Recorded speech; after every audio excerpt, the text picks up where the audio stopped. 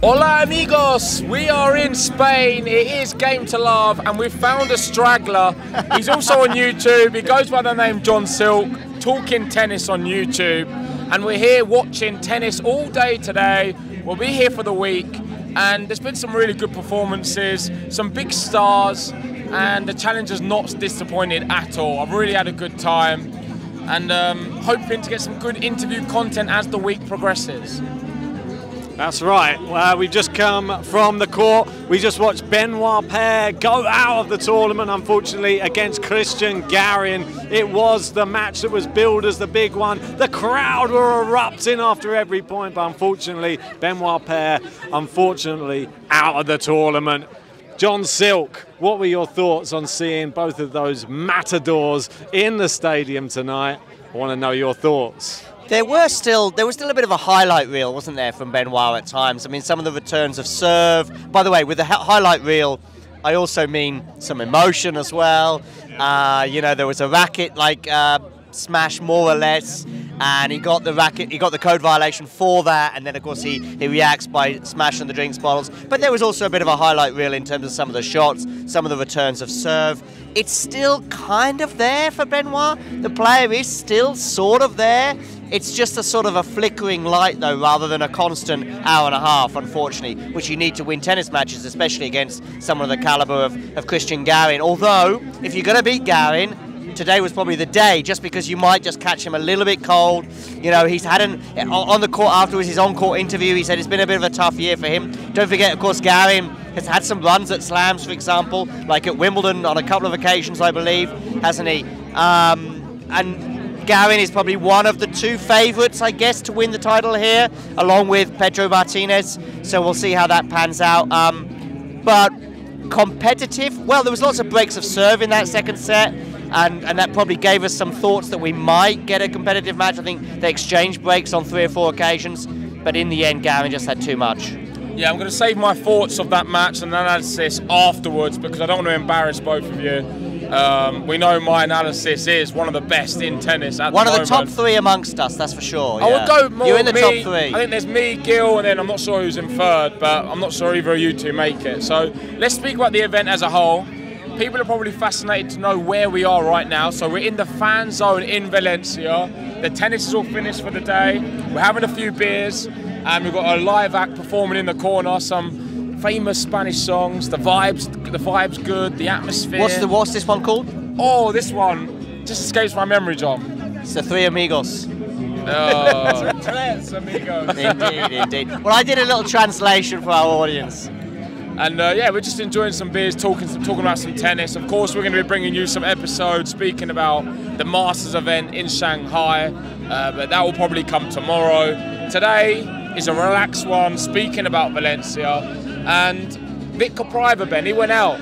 A friend of the channel, someone we was looking to speak to, and he's ended up going home in the opening round. Is that a big shock?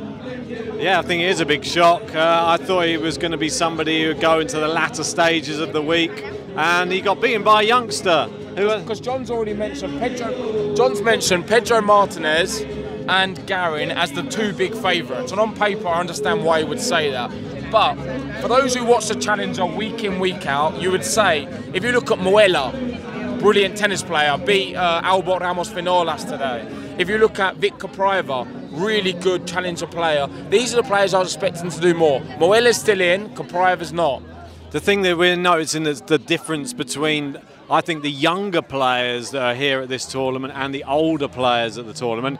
It's the younger players are more willing to go into longer exchanges in the rallies than the older players, and the older players are looking for ways out, looking for drop shots mid-rally, and they don't want to be involved in the tough slog that is the clay court season. That's the difference. Boozer, we've seen it. He will abuse you if you don't go into those long rallies. Talking of abusing, John. Okay, here we go. I will be speaking to my lawyers. Anyway, go on. No, it's over to you. Oh, okay, you just want me to say something. I mean, I can't react to that match because I didn't see a single ball from it. But of course I did see the latter stages of Jaime Faria's clash with Gakov today, which, you know, actually the two-set score lines did tell its story in that Jaime Faria won the first set 6-2 and then it was 2-6. He then had a 5-2 lead, which he squandered in the deciding set. And when it gets back to 5-all, I'm fearing the worst for the Portuguese, you know, in terms of the fact that when you have that advantage and it goes away from you, you know, momentum is everything in tennis. But he managed to hold it, get back together. He then got to deuce at 6-5 on the Gakov serve. And he even said to me in an interview afterwards, exclusive interview, by the way, which you can see on a different channel. Talking tennis? Yeah, Talking Tennis, which, by the way, you'll see on the microphone here. But these guys... Anyway, you know, he said to me that he thought, okay, here we go. I've got the deuce. I'm 2 points away. That goes as well, and I'm fearing the worst for him as he went to the tiebreak, but actually ended up being a fairly comfortable-ish tiebreak. He gets to 6-3 and eventually wins that 7-3 in the tiebreak. And yeah, so in the end, I actually just quickly said to him as he walked off the court that was a mental battle, and he says it is what it is.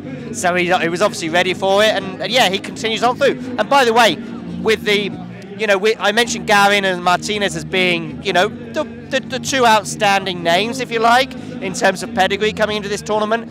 But then the next 10 players, if you like, not much in it, is it? Not much in it. No. Anyone from, all of them have won, you know, many of them have won challenger titles this year, including Faria, for example. And if any of those other 10 are lifting the trophy come Sunday, that wouldn't surprise me. So like Ben said, a player I didn't know much about coming into this event, in which I watched yesterday, was Busa. Incredible. What an athlete. I think he has a lot of ability. I saw him here today. For those who don't know, he's got this Yannick Sinner look. He's ginger, he wears the cap. I saw him earlier, yeah. And a cool guy, very calm under pressure, a bit like a Yannick Sinner, of course. And I think he's got potential to do very well. Are you going to be his massage therapist guy as well, or take care? No, I think Sinner's recommended someone for that job. But no, I think he's got a really good shot. Beating Rocha was definitely tough. But the Portuguese, there's a few contenders here. The one you spoke to today, Faria, I think he's a really top guy, someone who's very friendly. As a tennis player, though, I have my doubts about him winning this event. I don't think he's got enough mental fortitude in big moments. I think he struggles to be consistent from start to finish in a match. And I saw too many dips, and a lot of that seemed to be a relaxation. I was watching it, knowing this is a challenger event, ATP licensed tour event, and at times I was watching his persona on court, and it seemed very reserved, very... it lacked a little bit of professionalism in moments. But when it mattered, he did. But when it mattered, he was able to do it, because I think he's just better than Gakov. The moment he comes up against someone who's a bit better, he's going to struggle, he's going to lose. Let's see. And that's my prediction. I'm just saying it as it is. What about... Sorry, go on. I was going to say, like, looking through the draw, I thought he's going to come up against someone really tough. If he gets past his next match, is Sanchez Hova. Oh, is he not playing Muller? He's playing Muller next. This is Busa. Busa. Busa. Okay. If he I know. Well, I'm going to go back to Busa because I want to speak about him. If he gets past Sanchez Hova next round, I think the young players, they could really make a name for themselves. Martinez is going to have to play this young French player, Gaia, who is literally only 19 years old.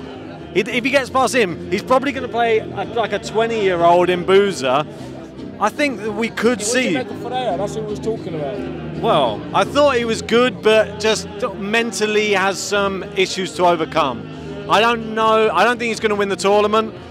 I think it's going to be on, like you said, Moella and Busa impressed me much more with mental strength for a young player than he has. Yeah, someone we've not mentioned is the Austrian guy Schwartzler. I believe he's sort of 300 to 400 in the world. I didn't know much about him at all. I saw him. He's got the Schwartzman vibe with a backward cap, and 18 years old, and he's the guy who beat Vic Capriva, the guy we was looking for the interview from. We thought Vic Capriva pre-tournament, me and Ben was discussing, as one of the top three for the title.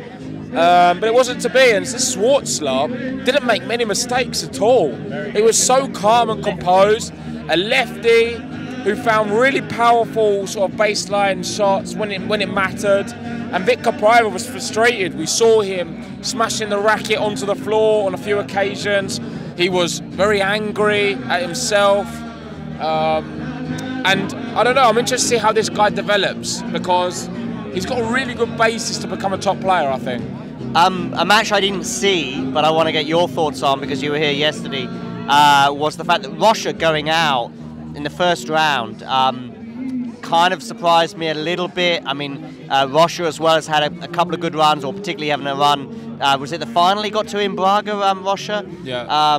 Recently, and you know, I'm a bit surprised to see him go out so early. I mean, it may be a little bit too simplistic to view it like this. I am watching a lot of challenges in Spain and Portugal this year. Suddenly I'm in Spain and the Spanish are dominating. Suddenly I'm in Portugal and the Portuguese are doing well. Whether that's a bit of home support, whether there's something in terms of the surfaces and the courts that they're more familiar with, I don't know. I mean, something like Huerash, for example, I know that they're practicing there, and the Portuguese are playing there a lot, so that may well help. But maybe there's some crowd support that gives them a bit of a boost as well. But yeah, him going out early surprised me. I don't know if you got any thoughts on that match yesterday. I think it was a bit of a bad day in the office. I wouldn't put it down to too much in terms of his future and his career. He is an awesome tennis player, and what an athlete and specimen, by the way. I don't want to get too into that side of things, but I've never seen him in the flesh before until yesterday, and I was getting very much Rafael. Was he wearing some purple yesterday, by the way? Because he's been liking the purple this year. I don't know if you. No, I don't know if it was purple.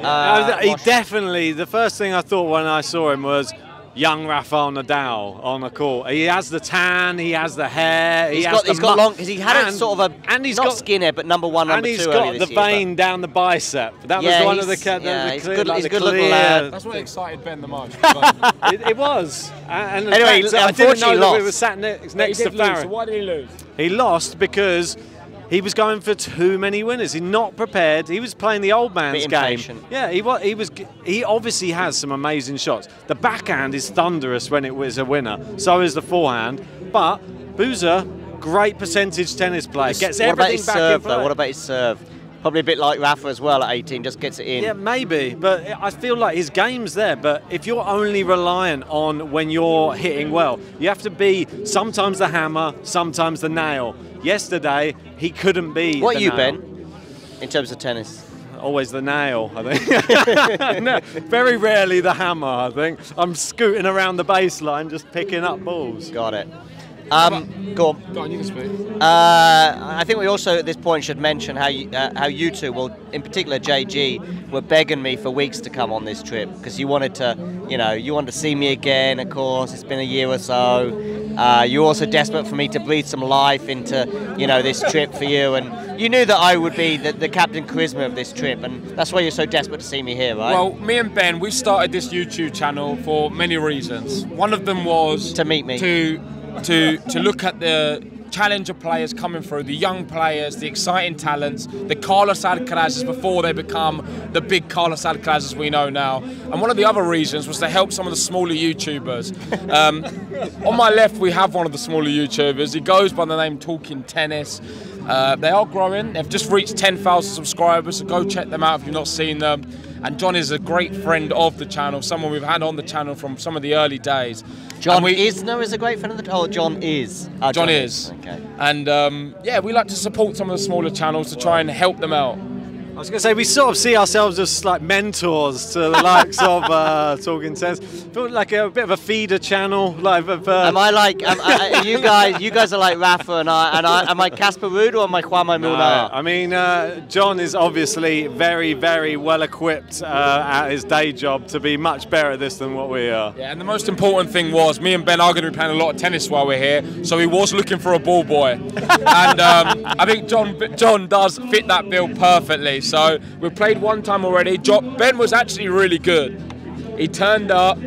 So less of this now talk. It was 6-4, 6-2, but it was a good, close tennis match.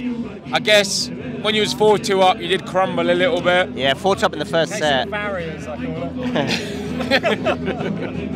But it was encouraging. There was a lot of big winners, and I wasn't expecting the power Ben possessed at times.